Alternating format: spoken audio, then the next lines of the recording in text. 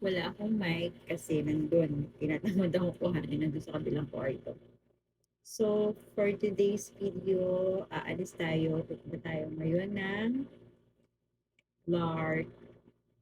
Okay? So, meron akong gustong gawin. Uunahin ko ilagay ito, tapos susundan ko ng ganito. Gusto ko malaman kung ano yung magiging resulta. Okay?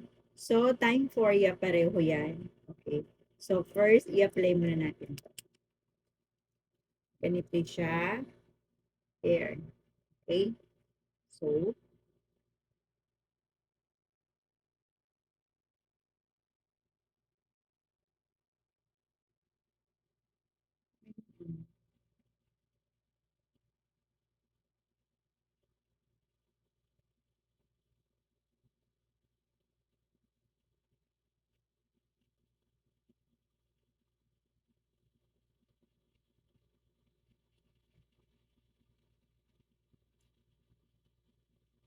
So, ito yung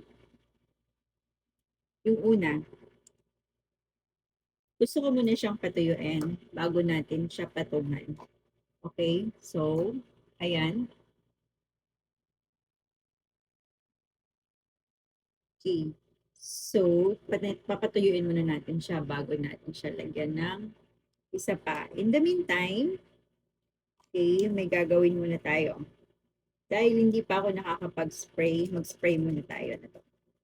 Para mag-set in na yung nilagay natin very, very light na makeup. Okay, nag-makeup lang ako ng konti. Yung hindi masyadong halata. Hindi ba masyadong halata? Okay. So, yan.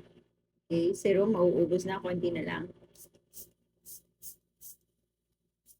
Dahil gusto kong parang magkaroon siya ng parang glowy skin and at the same time, plakado. Yung hindi siya, hindi ka mag-worry na maghuhulas agad.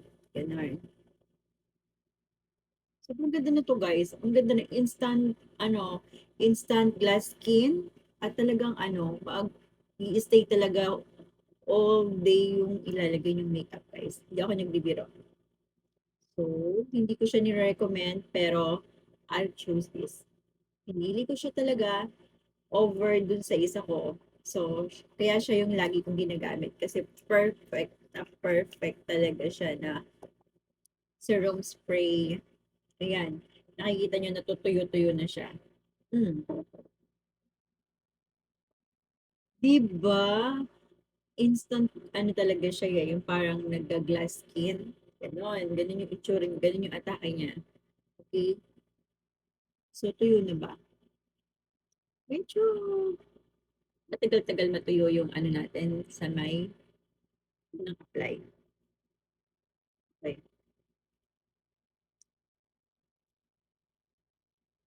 Alam nyo kung bakit ko siya ginagawang ganun? Kasi gusto kong magtagal ng matagal yung lipstick. Okay? Gusto ko siyang mag-stay ng medyo matagal. Mhm. Kaya gusto kong mag-experiment lang to guys. Gusto ko lang siyang eksperimentuhan. So next, isabay na natin to. Ang ating bagong time for ya. Okay? Ayan. Lagay ko na lang dyan. Bahala na kayo kung anong gusto nyong shade. Basta ko kung ano yung shade na nandyan.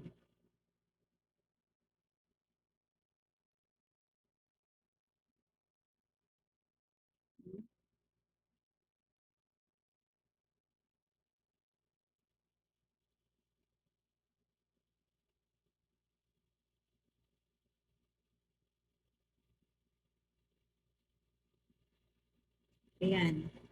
So, ay, napatayin ko na yung electric fan.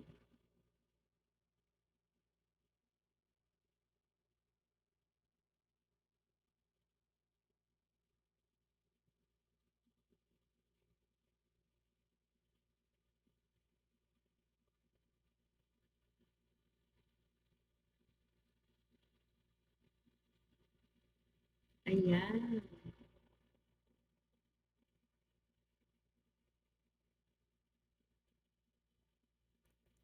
So, ayan.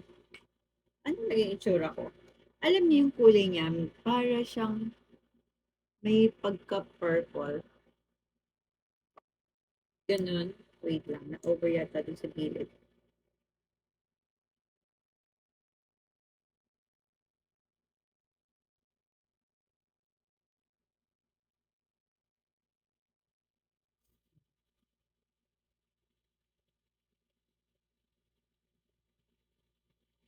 Gusto ko lang, ano dun. Ito guys, mabilis siyang mag-dry, mabilis siyang matuyo.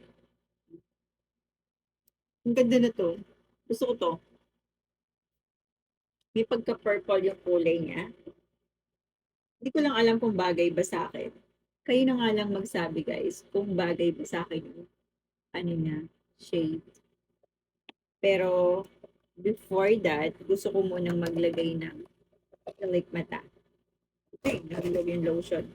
So, gamit lang na tayo na to. Gusto ko yung may wing doon sa may bandang dulo. Ilalagay ako off cam guys kasi hindi pa ako marunong talagang maglagay na to ng perfect na naka on cam. Okay, pakita ko sa inyo later. So, guys, nilagyan ko na yung magkabilang dulo. How do I look? How do I look? So, ipinch ko lang para mag-lock in.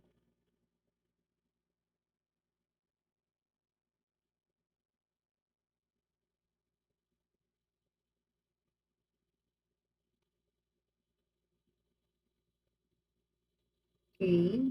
So, nilagyan ko na yung magkabilang dulo. Gusto ko lagyan yung gilid pa. One more. Okay. Isa pa. Para ano. Okay.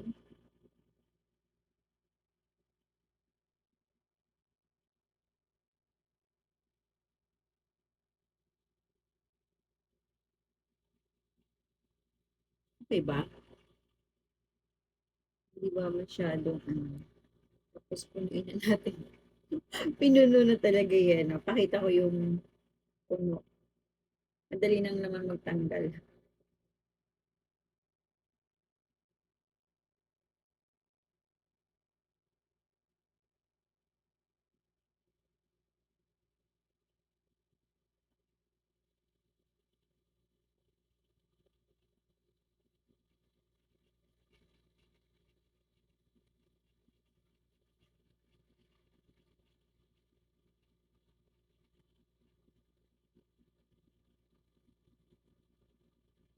Okay. So, ayan. Meron na ang to kompleto. Saan mas maganda? Kompleto o yung ano? Okay, tapusin na natin. Buuin na natin. Total naman nandun na nakabit na. So,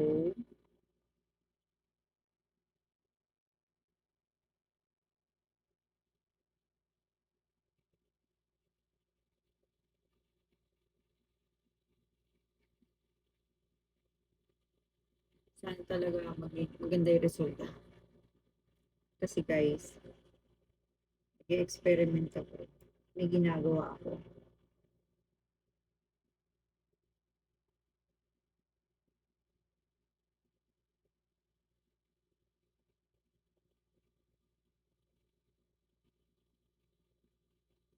Ayan. Okay. Mas okay din naman siya. Nag-define lalo yung mata natin.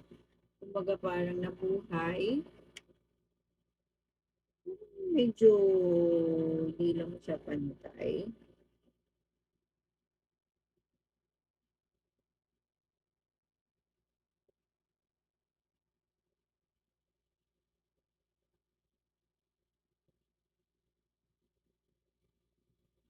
Pero pwede na ito.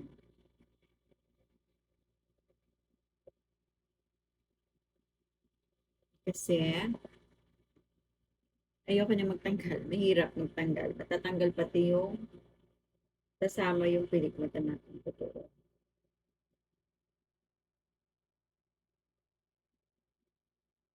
Pag tinanggal natin siya. So, wala namang sumasabit. So, ganyan ang naging itsura niya. Nung nailagay ko na siya.